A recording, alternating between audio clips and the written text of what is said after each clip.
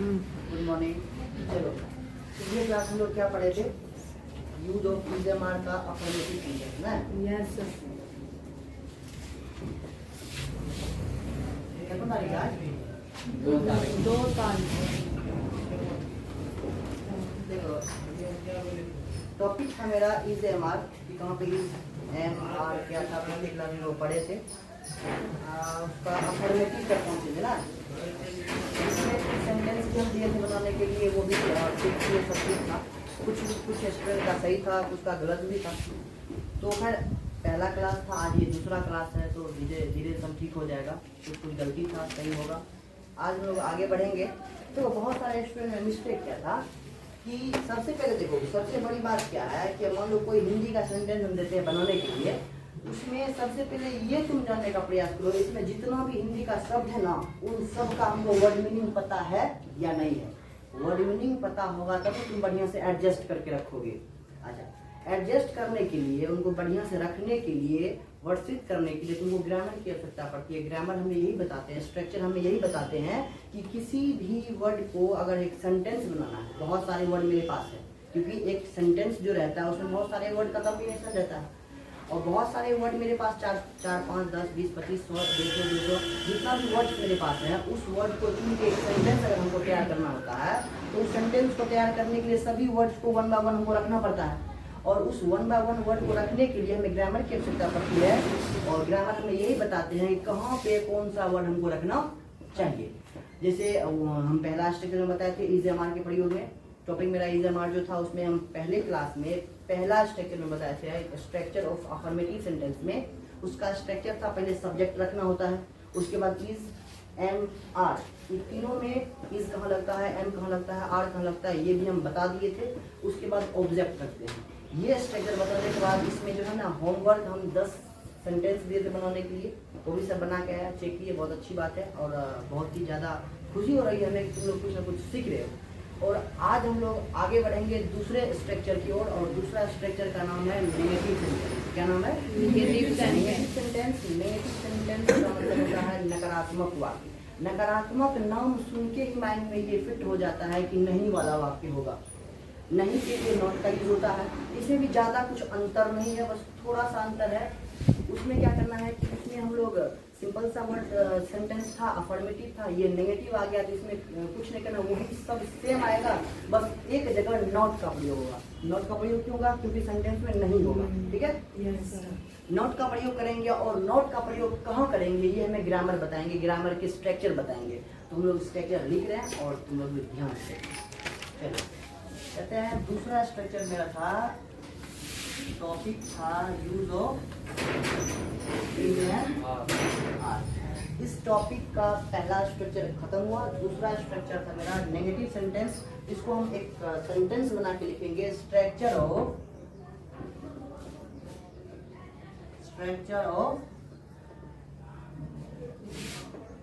Negative sentence. अच्छा, structure का मतलब क्या होता है? बनावट। स्ट्रक्चर मतलब बनावट, और मतलब का नेगेटिव मतलब नकारात्मक, नकारात्मक नहीं, सेंटेंस मतलब वाक्य। तो इन लाइन का स्ट्रक्चर ऑफ नेगेटिव सेंटेंस का हिंदी में मतलब होता है नकारात्मक वाक्य की बनावट। नकारात्मक वाक्य की बनावट। नकारात्मक वाक्य की बनावट। आखिर नकारात्मक वाक्य को कैसे बनाएंगे? जिस प्रकार से एक छत पे चढ़ने के लिए, जैसे मतलब एक छत है, रूफ है, उस छत पे चढ़ने के लिए एक सीढ़ी की आवश्यकता होती है ना। सीढ़ी 1 बाय 1 स्टेप करके चढ़ते हैं, फिर छत पे। ऐसा तो नहीं है स्पाइडरमैन, सुपरमैन तरह डायरेक्ट छलांग लगाते हैं, छत पे चढ़ जाते हैं, ऐसा कुछ नहीं। एक छत पे चढ़ने के लिए एक सीढ़ी की आवश्यकता होती है, और सीढ़ी पे हम लोग 1 बाय 1 स्टेप करके चढ़ते हैं। उसी प्रकार से एक एक सेंटेंस को बनाने के लिए उनका भी एक स्ट्रक्चर होता है, रूल्स होता है। उस स्ट्रक्चर के अनुसार अगर तुम लोग चल रहे हो, उस स्ट्रक्चर के अकॉर्डिंग तुम उस सेंटेंस को बना रहे हो, उस हिंदी से इंग्लिश कर रहे हो, तो कभी भी उस हिंदी का इंग्लिश बनाया हुआ कभी भी गलत नहीं होगा। अगर तुम तुक्का लगा के बना रहे हो अपने मन से, देखो अंग्रेजी बोलना और अंग्रेजी लिखना दोनों में बहुत अंतर है। बोलने में क्या होता है कि जैसा माहौल होता है उस टाइप से हम उस माहौल में ढल जाते हैं, अभी तुम ऑस्ट्रेलिया चले जाओ, एक बचपन से छोटे से बच्चे को अगर ऑस्ट्रेलिया तुम भेज दो, वहाँ पे भले उनको ग्रामर की नॉलेज नहीं रहती है, फिर भी वो अंग्रेजी बोलने लगता है। क्यों? क्योंकि वहाँ का माहौल होता है, क्योंकि वहाँ का माहौल है, अंग्रेजी सब ही बोलते हैं, इसलिए वो अंग्रेजी बोलना सीख जाता है। लेकिन उसको अगर कहा जाए ग्रामर का नॉलेज है तो नहीं, क्योंकि ग्रामर हमें ये बता, अंग्रेजी बोलना और ग्रामर सीखना बहुत अंतर है। ग्रामर ये हमें बताता है किसी भी अंग्रेजी सेंटेंस को बोलने में सही बोलना, लिखने में सही लिखना, शुद्ध लिखना। और बोलने में क्या है? बोलने में तो जिसके पास ग्रामर का नॉलेज है और बोलना भी आता है, अच्छी बात, बढ़िया बोलेगा। लेकिन जिसके पास ग्रामर का नॉलेज नहीं है, फिर भी अंग्रेजी बोल रहा है, तो वो कुछ ना कुछ अपनी सेंटेंस में अशुद्धता लाएगा, शुद्ध वो नहीं बोलेगा। ग्रामर हमें यही बताती है कि शुद्ध कैसे हम बोले, कोई भी इंग्लिश सेंटेंस को, इंग्लिश कहीं भी स्पीच कर रहे हैं तो शुद्ध कैसे बोले, ये ग्रामर हमें बताती है। तो आज हम लोग पढ़ रहे हैं negative sentence, structure of negative sentence का नकारात्मक वाक्य की बनावट। इसका सीधी क्या होगा, क्या कहता है इसका फॉर्मूला? तो सबसे पहले इसमें क्या करना है, पहले सब्जेक्ट रखना होता है। क्या रखेंगे? सब्जेक्ट। जिस प्रकार से अफर्मेटिव में बताए थे उसमें भी सब्जेक्ट रखना होता है, इज, एम, आर रखना होता है, उसके बाद ऑब्जेक्ट। यहाँ पर भी सेम होगा, बस एक वर्ड आ जाएगा, वो वर्ड है नॉट। और नॉट को कहाँ रखना है ये बता रहे हैं, ये मेन पॉइंट है, ध्यान से देना। सब्जेक्ट, उसके बाद इज, एम, आर। अच्छा एक बात और, सब्जेक्ट के जस्ट बाद जो इज, एम, आर है, ये कौन सा वर्ग है? ये मेन वर्ब है या एक्सिलरी वर्ब है? मेन है। एक्सिलरी वर्ब, सहायक क्रिया, इसको बोलते हैं सहायक क्रिया। एक्सिलरी वर्ब का मतलब होता है सहायक क्रिया। अच्छा, एक्सिलरी वर्ब का दो नाम होता है, दूसरा नाम होता है हेल्पिंग वर्ब। और हेल्प मतलब भी तुम लोग को पता है कि मदद या सहायता करना। उसी प्रकार से इसलिए हेल्पिंग वर्ब को हम सहायक क्रिया कहते हैं कि एक सेंटेंस को पूरा करने में इनका योगदान होता है। एक सेंटेंस में अगर हम मान लो, एक सेंटेंस हम लिखते हैं, मैं अच्छा हूँ, मैं अच्छा हूँ, तो आई गुड देंगे तो ये सेंटेंस मेरा शुद्ध नहीं है, ये सही नहीं है। इसमें एक एक्सिलरी वर्ब, इसमें एक हेल्पिंग वर्ब यूज करेंगे तब मेरा ये सेंटेंस सही होगा। तो इस सेंटेंस को सही करने के लिए सहायता प्रदान किया ना, सहायता दिया ना, कौन दिया? एम। कौन दिया? एम। यहाँ पे एम लगाएगा तो सही होगा। तो ये जो एम है ये क्या है? एक्सिलरी वर्ब है, जिसका दूसरा नाम होता है हेल्पिंग वर्ब। ठीक है, समझ में आ रहा है ना सबको? Yes sir. यहाँ पे सब्जेक्ट रखेंगे, उसके बाद इज, एम, आर, इसके जस्ट बाद नॉट। नॉट क्यों लगाएंगे? क्योंकि ये नेगेटिव सेंटेंस का स्ट्रक्चर पढ़ रहे हैं। नॉट लगाएंगे, उसके बाद ऑब्जेक्ट लगाएंगे। समझ में आ रहा है? Yes sir. इस सेंटेंस, इस स्ट्रक्चर को देने के बाद हम एग्जांपल देते हैं, लेकिन एग्जांपल से पहले एक चीज समझाना चाहेंगे कि सब्जेक्ट क्या होता है। सब्जेक्ट क्या होता है? दो बात को यहाँ हम समझेंगे। पहला समझेंगे सब्जेक्ट और दूसरा समझेंगे ऑब्जेक्ट। ऑब्जेक्ट नहीं, वर्ड। ये दो चीज मैंने, वर्ड मतलब क्रिया, सब्जेक्ट मतलब करता। अच्छा, हम सब्जेक्ट क्यों समझाना चाह रहे हैं? क्योंकि पिछले क्लास में जब अफर्मेटिव हम पढ़ा रहे थे ना, उसमें हम एक सेंटेंस दिए थे, पटना बिहार की राजधानी है, बताए थे ना? Yes sir. इस सेंटेंस में बहुत सारे स्टूडेंट क्या किया था कि हम ये भी बताए थे, इस सेंटेंस को हम थोड़ा सा अलग कर दिए थे कि बिहार की राजधानी पटना है, ये बताए थे ना। अगर हम पटना बिहार की राजधानी है ये देते तो सब सही बना देता, लेकिन हम ये दिए थे कि बिहार की राजधानी पटना है, इसलिए गलत हुआ। गलत क्यों हुआ? क्योंकि सभी स्टूडेंट के मन में ये था कि हिंदी का जो सेंटेंस होता है ना, हिंदी के सेंटेंस के पहले फर्स्ट में जो मेरा वर्ड होता है, फर्स्ट में जो शब्द होता है, उसका इंग्लिश पहले लिखते हैं, वो सब्जेक्ट होता है। सबके मन में यही फिट था ना? लेकिन ऐसा कुछ नहीं है, और यही चीज समझाने के लिए हम सब्जेक्ट के बारे में बताएंगे अभी जस्ट। क्योंकि सभी के मन में ये फिट था कि हिंदी का जो सेंटेंस है, उस हिंदी के सेंटेंस के का जो फर्स्ट पहले में जो शब्द है, वो शब्द हमारा सब्जेक्ट होता है, उस सब्जेक्ट को हम पहले लिखते हैं। लेकिन ये मानना बिल्कुल गलत है, ऐसा नहीं। सब्जेक्ट कहीं भी हो सकता है, फर्स्ट में भी रहता है, ऐसी बात नहीं कि फर्स्ट में नहीं रहता, फर्स्ट में भी रहता है, कभी कभी बीच में भी रहता है, कभी इधर भी रहता है। समझ में आ रहा है ना? तो उसको हम कैसे पहचानेंगे कि सब्जेक्ट कौन है? कैसे पहचानेंगे कि सब्जेक्ट कहाँ है? अगर बीच में मान लो आ गया तो अगर देखो, इसी प्रकार से ना कल हम दिए थे कि बिहार की राजधानी पटना है, तो सभी बच्चे ने पहले बिहार को लिखा था, लेकिन ये गलत है। इसमें सब्जेक्ट तुम्हारा पटना है, क्योंकि पटना बीच में आ गया ना, आ गया बीच में। यहाँ पे तुम्हारा सब्जेक्ट पटना है और पटना को पहले लिखना होता है। यहाँ प्रश्न ये उठता है, क्वेश्चन ये उठता है कि आखिर जब बीच में भी सब्जेक्ट रहता है, उस सब्जेक्ट को हम कैसे पहचाने, उस सब्जेक्ट को हम कैसे सेंटेंस से निकाल के पहले करें। जब पहचान लेंगे कि सब्जेक्ट मेरा वहाँ छुपा है, तो उसको बाहर निकालेंगे।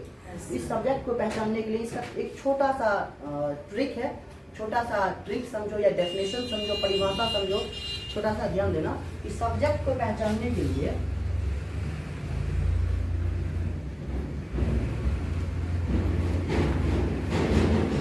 सब्जेक्ट कहता है, इनका डेफिनेशन कहता है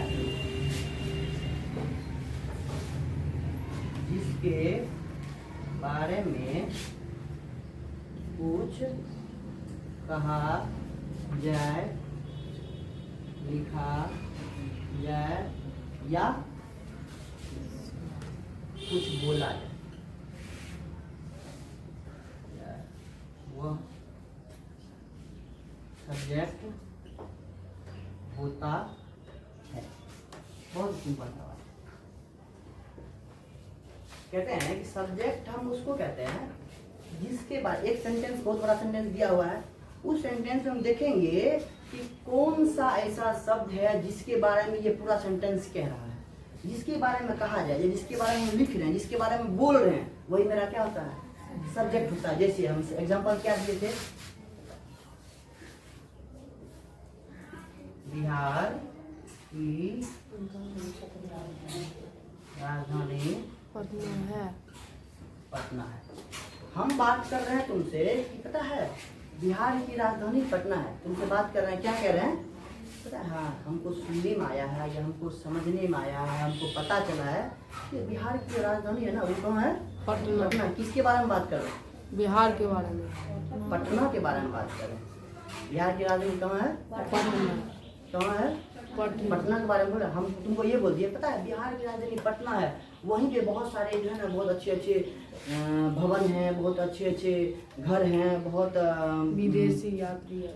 हाँ मतलब हम जो बड़ाई कर रहे हैं, कल जिसकी कल्पना कर रहे हैं, किसके बारे में कर रहे हैं, पटना के बारे में। तुमको कह रहे हैं पता है बिहार की राजधानी जो पटना है और बहुत अच्छे अच्छे भवन हैं, बहुत अच्छी अच्छी गाड़ियाँ हैं, बहुत अच्छा रोड है वहाँ पे, तो किसके बारे में कह रहे हैं, पटना के बारे में, पटना के बारे में कह रहे हैं। वो पटना मेरा क्या हो जाएगा, सब्जेक्ट होगा। क्या होगा, सब्जेक्ट। समझ में आ रहा है, यस सर।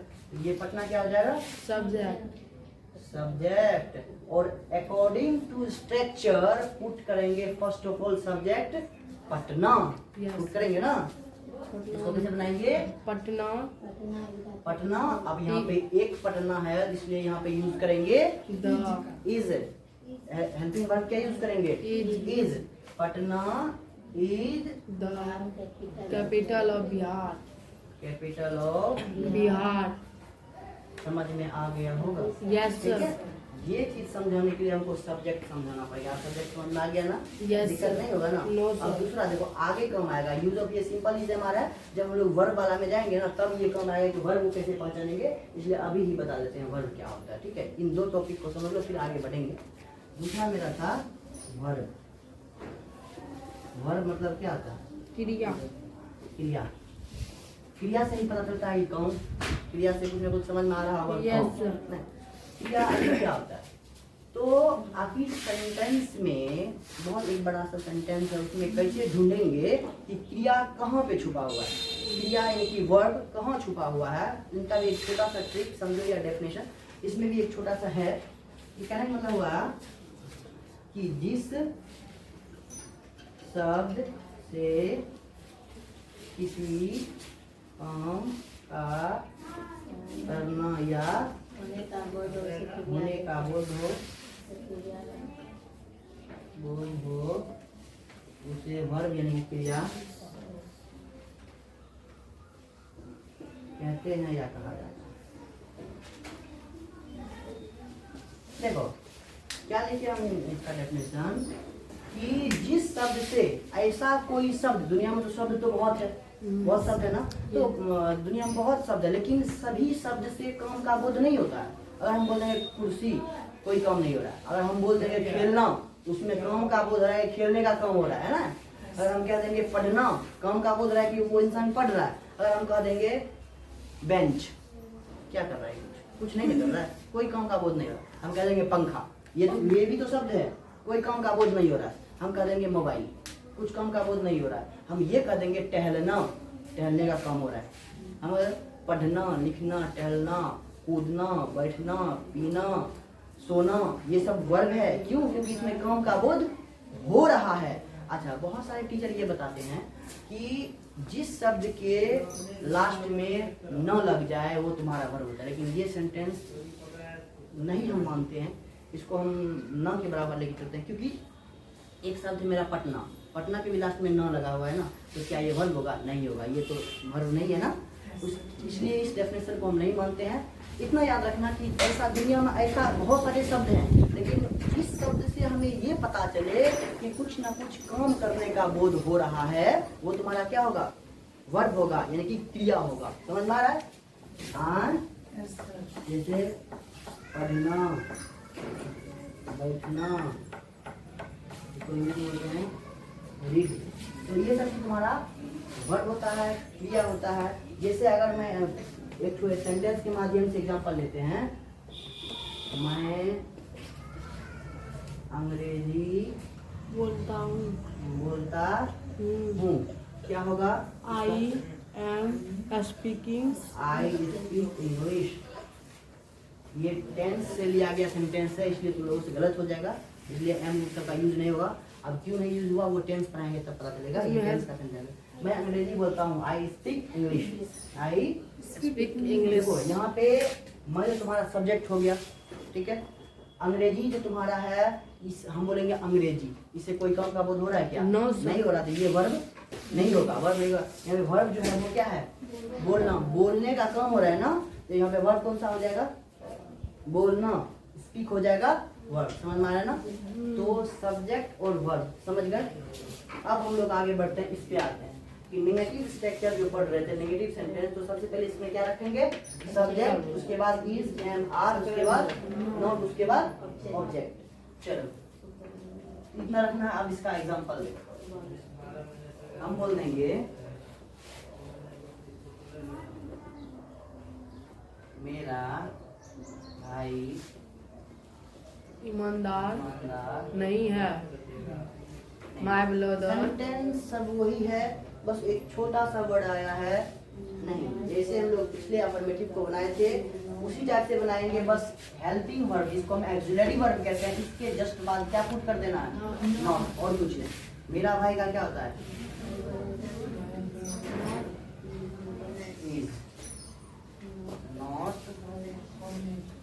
कल हम बताए थे इसको क्या पढ़ना? Honest. Honest. My brother is not honest. एक एग्जाम्पल हो, तुम्हारी माँ उदास नहीं, तुम्हारी माँ उदास नहीं है। यहाँ पे तुम्हारी माँ का क्या लिखेंगे? योर मदर्स, मदर्स नहीं होगा, sorry sir, mother mother is. Not sad. देखो यहाँ पे हम ये सेंटेंस क्यों लिए? क्योंकि यहाँ पे बहुत सारे बच्चे क्या करते हैं, जैसे ही तुम्हारी माँ, योर मदर, जैसे ही योर को देखता है स्टूडेंट, उसके जस्ट बाद उनके माइंड में फिट रहता है कि यू के साथ तो हम लगाते हैं आर, तो यू से ही योर बनाना, इसलिए योर को देख के फर्स्ट लगा देता है आर। सेंटेंस गलत हो जाता है। आखिर आर क्यों लगेगा? क्योंकि हम तुमको बता दिए हैं कि सिंगल चीज में, सिंगुलर में इस का प्रयोग होता है। योर को देख के यहाँ पे आर लगाता है विद्यार्थी, लेकिन योर के जस्ट बगल में जो मेरा नाउन है, मम्मी, मदर, इनको वो नहीं देखता है। उस नाउन को देखेंगे, जो सब्जेक्ट में मेरा नाउन है, मदर है, उस नाउन को देखेंगे कि वो नाउन मेरा सिंगुलर है या प्लुरल, सिंगुलर है या प्लुरल, उस नाउन को देखेंगे और उस नाउन के ही अकॉर्डिंग हम हेल्पिंग वर्ब का यूज करेंगे। यहाँ पे जो हम योर को नहीं देखेंगे, योर के साथ जो मेरा ऐड है नाउन, उस नाउन को देखेंगे और इस नाउन के अनुसार, इस नाउन के अकॉर्डिंग ऑक्सिलरी वर्ब को ऐड करेंगे सेंटेंस में। तो नाउन मेरा माँ है और नॉर्मली माँ यहाँ पे सिंगल है, और स्वाभाविक रूप से वास्तविकता में भी माँ सबके पास अकेली एक ही रहती है। किसी किसी एक्सेप्शन में कभी कभी किसी के पास डबल, उनकी बात हम चर्चा नहीं करते हैं, लेकिन यहाँ पे सेंटेंस में भी माँ क्या है? अकेली है, सिंगल है, इसलिए यहाँ पे हम क्या यूज करेंगे? Is, not said. नॉट क्यों लगाए? नहीं किए। समझ में आ गया होगा? समझ में आया? Yes, sir. अब इसी पे तुमको जो है ना 10 या 20 सेंटेंस देंगे वो SW में, तुम लोग घर से करके आओगे और तीसरे स्ट्रक्चर हम लोग आगे बढ़ेंगे कल के लिए, ठीक है? कल के लिए चलो लिखो सेंटेंस।